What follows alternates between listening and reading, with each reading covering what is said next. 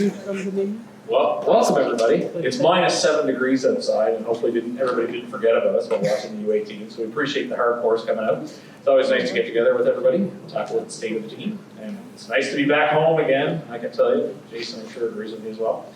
These gentlemen don't need the introductions, but I'll give you the introductions anyway. To my right is our head coach, Jason Clark. In the middle is our general manager, Sylvain Couturier. And our president, Joey Haddad, is on the right. I guess a bit more scaled down because it wasn't that long ago since we last did one of these, but people in the building will have a chance to ask questions, and because there's not as many of you, will command more of the time, but I think these guys are going to be pretty explanatory. So I guess, Joey, you can start us off. Yeah, thanks, Pat. Hello, thanks for coming. We always enjoy having the town hall and keeping our fan base updated. We're excited for the future. We're excited about what we're doing. And, you know, like we stated last town hall, it's been a little bit of a tweak of our traditional, say, overall strategy year to year. We're really going at this with a different approach. And we explained before, you know, we lost 500 games of experience from last year to this year. We went with a slightly younger team, but based on good facts. You know, they're a team with high potential, and I think what we're seeing lately is that potential kind of coming around. So firstly, I just want to acknowledge, Pat mentioned, the team's just getting back from a 14-day road trip. Played 7 games, resulted in a 2-4-1 record. A long, grueling road trip. It's tough to be out on the road. You know, it's different if you're bombing up to Halifax for a game and coming home, but when you're out there for 2 weeks and, you know, essentially you're living on the road, it's a big test. And not only that, but we face some of the league's top teams. In particular, a couple of games against Plainville where they saw a lot of their, you know, league superstars come back into their lineup, and they're built to win this year. And it was a big test, but currently we sit in 4th place in the conference. We were 3rd there for a little bit, and it's a very competitive year. And we're not going to stop at 4th, and that's good for 8th place in the league. When we look at the first half of the season, we're able to see the great progress we've made on and off the ice, and a lot of good growth there. This is a testament of our hockey operations team led by our general manager, Sylvain Couturier, his assistant GM, John Hanna, and our head coach, Jason Clark. You know, Sylvain and John hired Jason this past offseason. We built a team, like I said, with a lot of potential. And Jason and his assistants kind of took that team and went to work. And now we're kind of starting to see this young group, you know, get that experience, learn from their coaches, and starting to put together some good hockey. Moving forward, we're excited to continue down this path. We have a lot of exciting components that will start to come together as we move through the second half of the season and head towards the 26Q draft. So I won't go into too much detail. I'll hand this over to Sylvain, and he can let you guys fill you guys in a little bit more. All right. Thank you, Joy. First, thanks for coming, everyone. And just want to let you know that John Hanna could not be here tonight, but he's definitely a part of our group that when decisions are made about hockey or whatever, he's definitely a big part of it. And unfortunately, like I said, he couldn't make it tonight. But yeah, just to follow a little bit like Joy just talked about, you know, and I said that before in a couple of Colorado that you know, we always go back to the drawing board at Christmas and see where we at as a group, as a team, and most of our decisions are taken from there. Definitely that this year, when we look at where we were and what the future looked like, and I remember first Tom Allen early in the season, we're talking about built for in 3 years and this and that. I think we're ahead of the curve, and that's why some of the decisions that we made at Christmas were made. Definitely that we're very happy where we are right now with this young group. And like I said, you know, we think that something, you know, the future is now if you want, and next year will be a big year for us, and we expect, a big year next year. And most of the trade that were made was thinking about next year without, sacrificing the future of the organization. Obviously, when you want to buy a Cadillac, you can't go with pocket change and get a Cadillac. So we had to sacrifice a couple of good young players, but again, if you remember the first town hall, we mentioned how much and how many assets we had, and we have to sacrifice some good assets, but we think that was the right things to do for this organization, this team to move forward ASAP as soon as possible. So we're happy with what we did accomplish. One of the toughest things I had to do in my career in 23 years was to trade a guy like Thomas Lavoie. I think we all know what Thomas represents. I drafted Thomas, he was my first pick as an Eagles. Me and him got here together at the same time.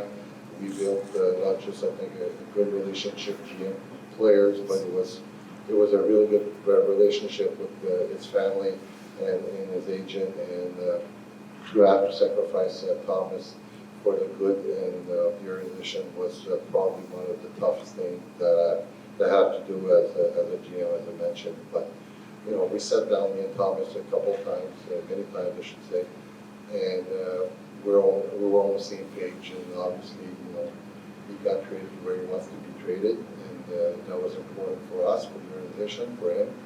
And at the end of the day, he was happy, we were happy with the return, and those assets will be used to, like I said, to move ahead of the curve for where we were supposed to be in a couple of years. I think as I said, we can't go into details and names mentioned or anything like that, but next year we expect to definitely, we may have, by trading Thomas, it's always, we can say you move forward, but we didn't move backward either. I think we try to be as competitive as possible for this year, definitely make a big step next year, and still have many assets to be a competitive team in a couple of years. So that was the goal. I think we definitely think that we accomplished that. And like I said, I think at the end, when everything will be all said and done, I think the fans of sitting there at Cape Breton Island will be very pleased where we're going with our hockey team.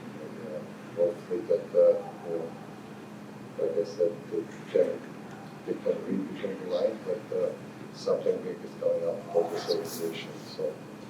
So yeah, I don't know, Jason, if you want to just give a little bit of where we are right now and what you see so far since day one that you've been here.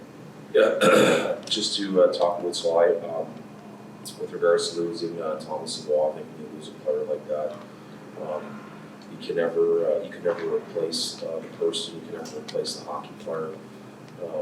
But since Thomas has left, we're way above a 500 mark with him left. And I think that just goes to show you the leadership that we actually had in that dressing room. Thomas was a great leader, but he was also surrounded with a lot of mature young men. And I think that we do miss Thomas. There's no doubt about it. But the leadership group and the Hawk and just the guys together have done a fantastic job since we lost our captain. So it just goes to show you that how great of a group we do have and the leadership qualities we have in some of these young guys. And moving forward, obviously leadership is a big part of your culture and how things are done. And I'm really happy with the way the group has come together and stuck together since Thomas has left.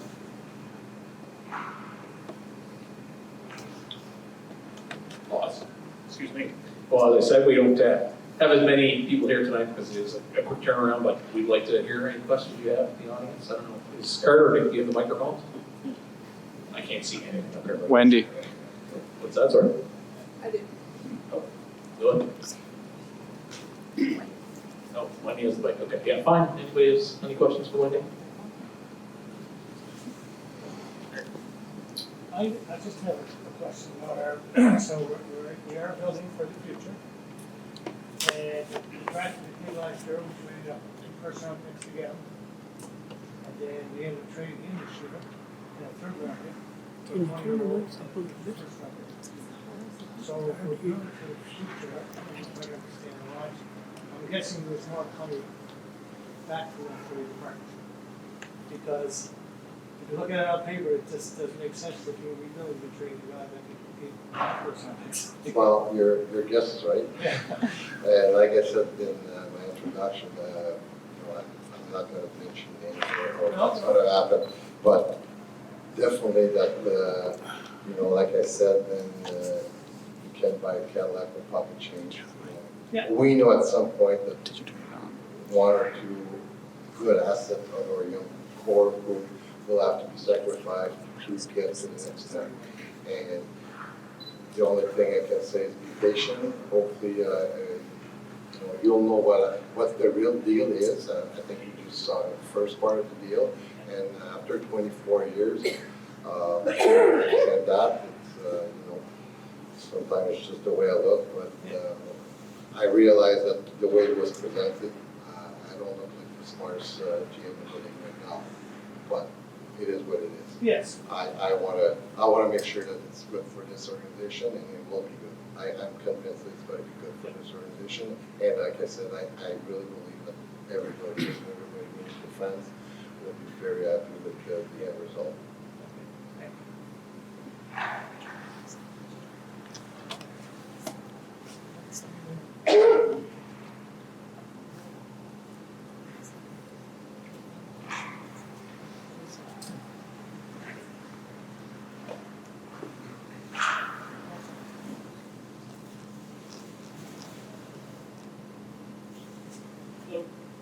Sorry, I might have missed it, I was hoping it was late, sorry.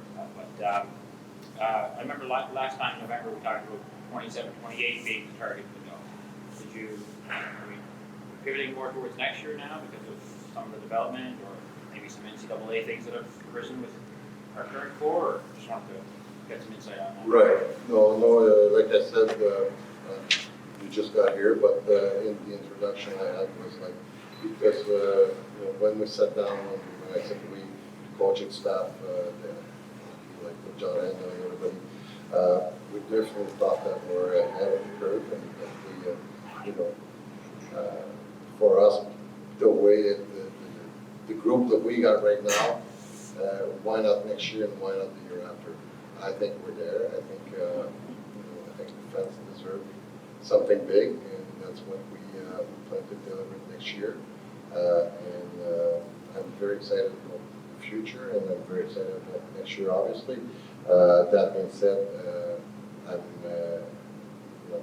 we still playing some pretty solid hockey right now, and we're doing real well. And like Joey said, that was a long trip and many players, but we still think that we're in for a long ride this year. We hope anyway, and we'll see what happens. But I'm not gonna, like I said, I can and I won't go into detail of trades, but I know that you recognize the face, and I know you guys are hockey fans and you follow junior hockey, and there's more coming up to those trades, and we'll wait to see. But I think getting myself, everybody will be happy about the trades we made. Thank you.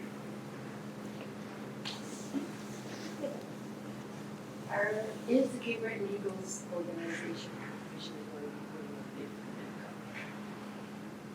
Yeah, I think it's always more to answer that. Yeah, so I guess if we rewind a little bit, once the talks with the city developed into a very realistic plan that was gaining momentum, looking like it's going to move forward when we talk about a modernization plan for the building.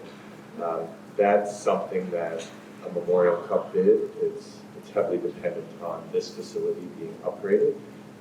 And I know, we hosted the World of Curling, just last couple of weeks we hosted the Women's U18 Worlds.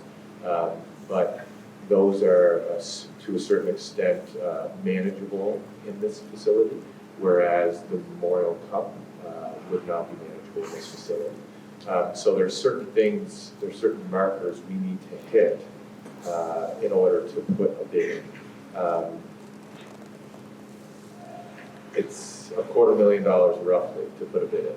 So, you know, that's there to make sure that the team bidding is serious about bidding. And we want to make sure we have a complete package. Rewinding, several months ago, there was a chance where we could have gotten this modernization plan together in time to start construction, in time to finish construction for, say, the 2028 Memorial Cup. That has been pushed back a little bit, not because, the plan's in jeopardy or the city isn't sure if they want to go ahead with this, just because the process takes time. And even if, we're realizing now, even if we started the process already, or if it was planned for postseason, put shovel in the ground, we wouldn't be able to assure the Memorial Cup, the CHL committee, that our building would be 100% open, ready, and working properly to justify, even internally, a $250,000 bid. So what we're thinking, and what Sly has alluded to, we have a great team right now with a lot of potential, and we're making plans. The 2028 Memorial Cup is on our radar, maybe not in the capacity to host it here in Sydney, but we want to be there. So we knew moving ahead in terms of hockey operations that we wanted to build a team for the Memorial Cup, and secondary would have been an exciting attribute to maybe bid and host here. But with all that being said, our Memorial Cup sites are set on 2031 when it comes back in terms of hosting.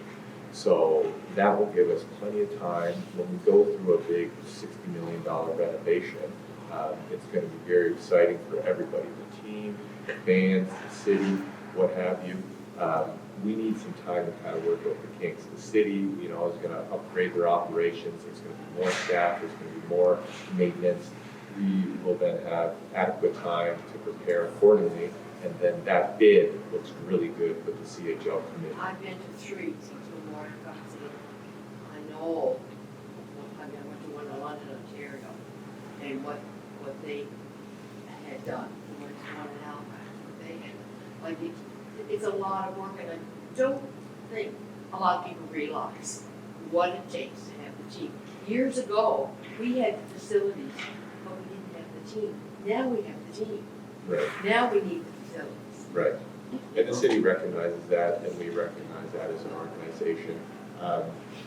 And don't get me wrong, this isn't a $60 million renovation for the Cape Breton Eagles. This is a $60 million renovation for the Cape Breton Regional Municipality and Cape Breton Island as a whole. So this is something that's going to generate a lot more, shows, events, just general usage from the community on a day-to-day basis. Everybody's going to benefit off this. So as we pull together and continue to plan, we're really excited for what's to come in the future. As an organization, we're a little bit more hands-off on this. We're just doing our part to support the city and make sure, our interests are covered, and, our interests being our fan base, accessibility, amenities, and team facilities. So it's really exciting, and 3 years goes by pretty quick. And with a big event like this, like you said, the scope is very large. We want to be prepared as an organization and as a community to host a large event like this and deliver a good product. Well, I'll be here. I will be here for the next one. 31. Thank you. So, is there a question?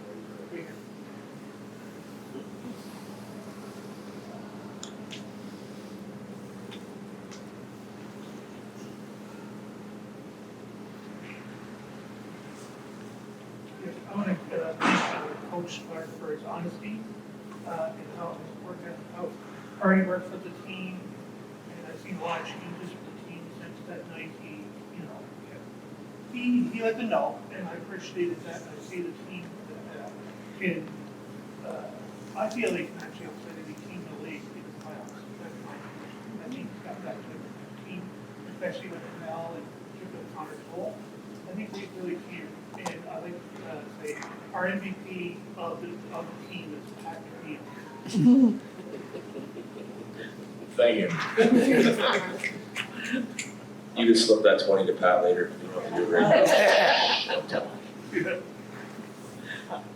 Well, thank you. I appreciate the kind words. I mean, there's not just myself that puts a lot of time and effort into the players, but it goes right from the equipment manager, from the game and Colton with our physio and Scott Guthrie with our workouts, and we have Bubba who's doing all of our schooling, and there's a lot of moving parts in order to make sure that the schedule every day that the players are well taken care of. And I think the one thing that we've done a very good job of this year is together as a staff is there's been a lot of structure day in and day out, and the more structure and the more consistent structure you have, I think you get a lot more out of the players with the structure. And,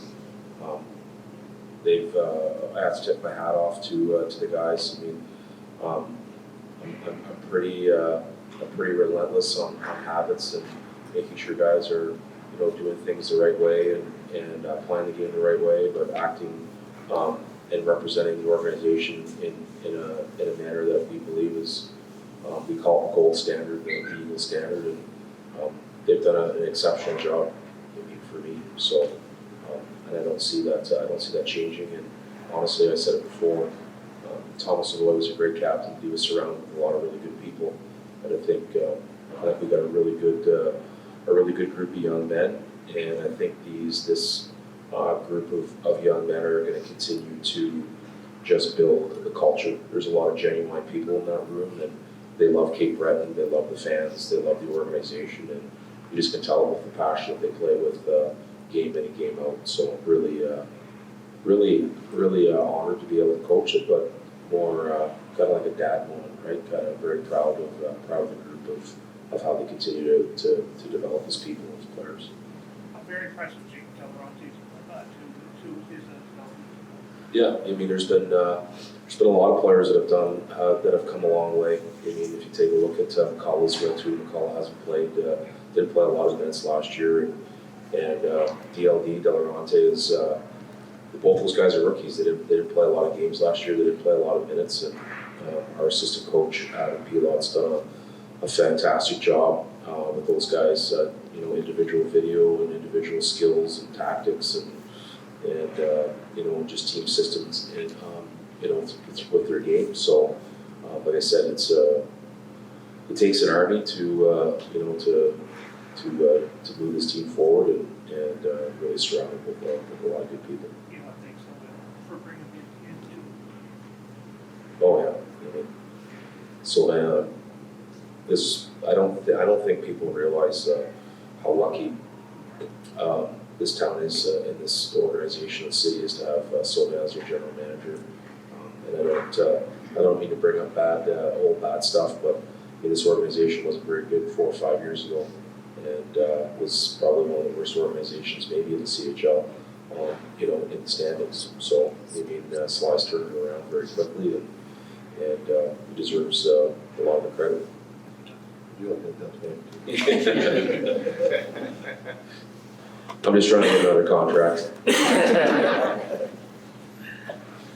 I know we're mainly taking questions from the crowd, but there was some questions online with Sam Review. I don't know if we know Connor's status for the weekend, but somebody was wondering if we'd see Sam this weekend at all. I guess that's a Jason question. Yeah, I mean, Sam will play a game this weekend. We played 3 games in 4 days. And, Sam Breton has done a really good job of, embracing the process of what the organization and his agent and, believes is what's best for his development. And he had a great showing at Hockey Canada. And reports came back from the coaching staff and the group that he came back to himself in a very professional manner. And And, he's gone to Turo, and he's slowly become one of the top goaltenders in the MHL, and, in a very short period of time. So, I mean, you gotta tip your hat off to Sam, and specifically, our goalie coach, Blade Van Dixon, is working with him on a regular basis. Even though that he's here, Blade goes over every game with him, cuts all the video. Sam's is a really high prospect in this organization, and I think Blade Van Dixon's been doing a fantastic job of making sure that his development continues to grow, so we can have really special moments like he's going to have, this weekend starting his first QMJHL game, and I think the fans will be very pleased to see his growth as a goaltender.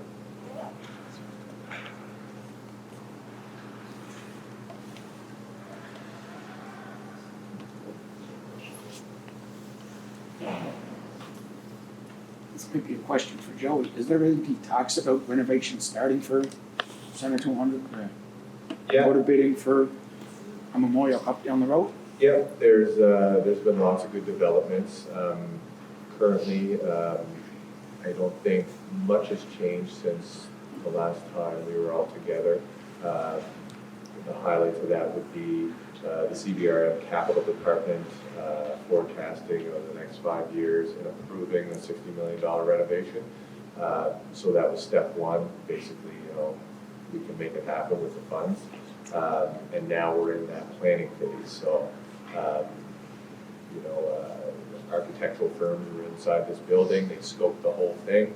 The first segment was basically taking the current space, reallocating it, finding out what little things we can do to increase the aesthetics of the building, but then also the functionality.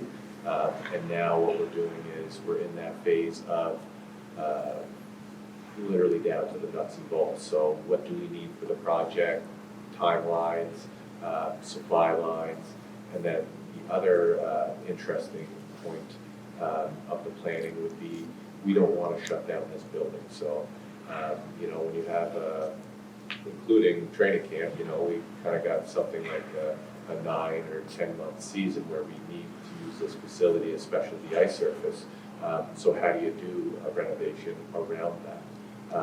And I think, we're lucky we have a good architectural firm, and we have, city officials who are trying to mitigate that. And instead of, say, going in one big planning phase and one big construction phase, the model that they've proposed is kind of phase by phase.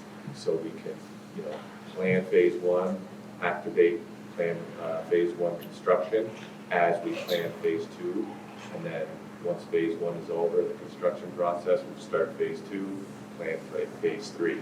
And when we do it this way, we can avoid any building closures and still operate as normal. And then kind of at the end of it, it all ties together. It's not necessarily a place to speak about the project in depth. This month we were hopeful for some sort of announcement from the city, but things are busy downtown, and they have some other pressing matters. But in the background, this plan is being worked on, and they are very much in tune with the Eagles and hockey operations in terms of, we will have a great team next year. We're looking to, increase, everything we do as an organization. And they're looking to kind of piggyback on that as well. And then back to, when is it appropriate to bid and, sacrifice and put up some capital to bid for the Memorial Cup. We want to be sure of that. So in the future, say if we're talking about the next 5 years, we can really expect a competitive Cape Breton Eagles team, and our hockey operations are setting things up, like Sylvain says, where we're also retaining assets for the next phase. So we'll be able to kind of piggyback off of our successes with building a strong team in the short term, and still confirm a long-term goal.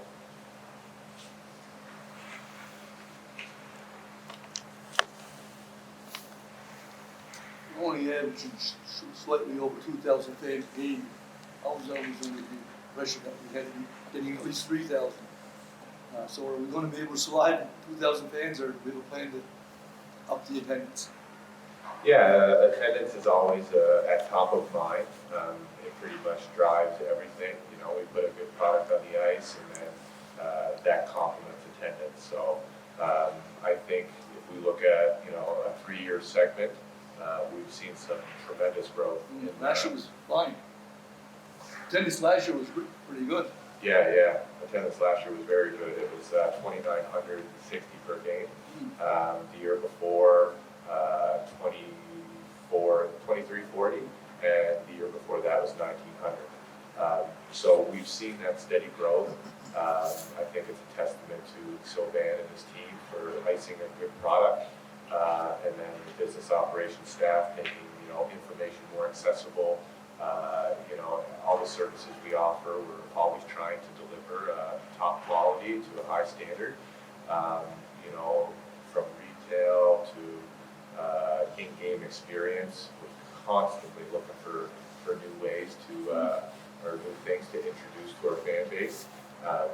And, you know, the two are separate in a way, but they both complement each other. So from now into the future, and you know what we've done the last 3 years is try to increase attendance with a good product on the ice and great service. You know, last year, the year before, we saw a very drastic, quick spike. This year has been not too far off the pace. I know some nights it feels like it's quiet in here. Our schedule has been a little different this year, so it just delivers a different feel. A lot of back-to-back games against the same opponent. That hurts a bit. That hurts a bit.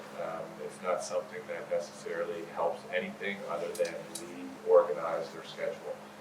And with the team in Newfoundland coming in this year, it was something new that they had to find a solution for.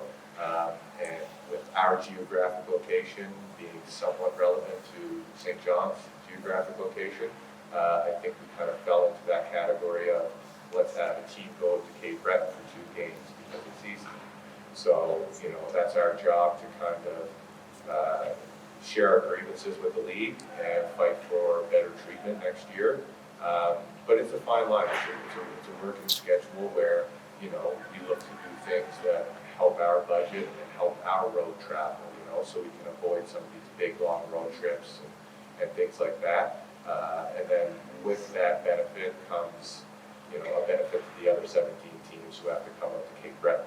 So it's a little bit of a work in progress, but for sure we recognize that as being something that, you know, I don't want to say was a big negative this year, but it was just a big change. And sometimes when you change things up, it's hard for, you know, people to get on board, or if it's, you know, a schedule where like this year we kind of started the season and then we had that break in November.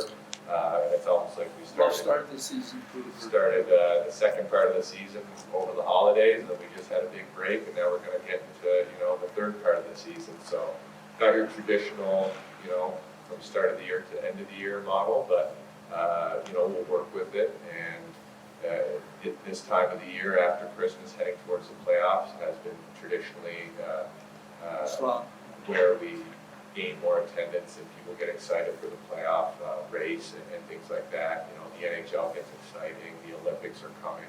People just continue to get into that hockey mode. So, yeah, hockey operations are always making sure the product on the ice is great, and the business operations are making sure, you know, the in-game entertainment, the level of service is at a high standard, and together those things are resulting in attendance increase. One more question for Sly. I don't think we need that. We got a few Americans on our team this year. Is it plan to try to get a few more next year? Is a pipeline being built down there? Or? Oh yeah, definitely. I can announce today that we already signed 3 free agents for next year. Already? And we agreed to sign 3 more. So there's going to be 6 guys coming in next year as a free agent. 18, 19-year-olds? Mostly 18, 19, yeah. Most of them, I would say right now, 319 and 318, yeah. Should be a big help, thank you.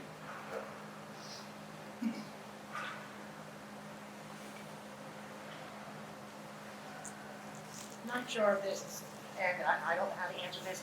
Do you guys have the option not to play back-to-back games when you're playing? Now how you gotta play, like say, Moncton tonight and then tomorrow night, can you guys pick? We don't have a lot of options. Okay, That being said, to be honest, I'm not a big fan of those back-to-back playing against the same teams, don't get me wrong. But, and I'll say this, since I was here in Cape Breton, there's one thing I noticed, and I've been complaining to the league, is many times we play here on a Saturday night against Moncton or Victorville, and Friday night we had Shawinigan sitting in the stand watching us play, and they were well rested while we had to play them the next day. Again, like this weekend, we'll play Saturday night against Charlottetown. At least they play against us on Saturday. We're going to play them Sunday. Again, I don't know many times it happened where I called the league and said, this is nonsense. Those guys arrived here, and I remember Shawinigan was an example, Bacon was another, and I got so many examples where they play Friday night in Halifax, Saturday they come here, get here at 2 o'clock in the afternoon, do their stretch, go to the hotel, have a nice meal, come to the game, watch us play on Saturday night, and Sunday afternoon we have to play against them, where they were, again, we're at home, but we feel like we Yeah. have. They got play the two advantage. games in 12 hours or 14 hours, and these guys are sitting there, go to their hotel at 9:30, be in bed by 10. We're not out of the ring by 10:30, 11 o'clock, we're not in bed by midnight. For me, at least this year, and again, like I said, I'm not a fan of those back-to-back same team, but at least we're on the same playing field as these guys, which I think is important to mention.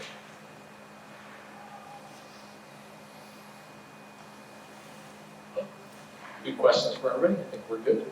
I'm sure I don't have to remind everybody here to come back here tomorrow, but don't forget to bring extra money because the Eagles are wearing CBU jerseys tomorrow. So I've seen them; they look pretty cool. And also a reminder: Charlottetown coming in Saturday, Sunday. They just added Russian, and I bring it back, and he's a reigning player of the week, his first week in the league. So I'm really looking forward to seeing him. But I'm sure you guys are really looking forward to seeing our team again because you haven't seen them in a while. I don't know if my microphone just died, but I'm loud. So yeah, thanks to everybody for coming out. See y'all tomorrow.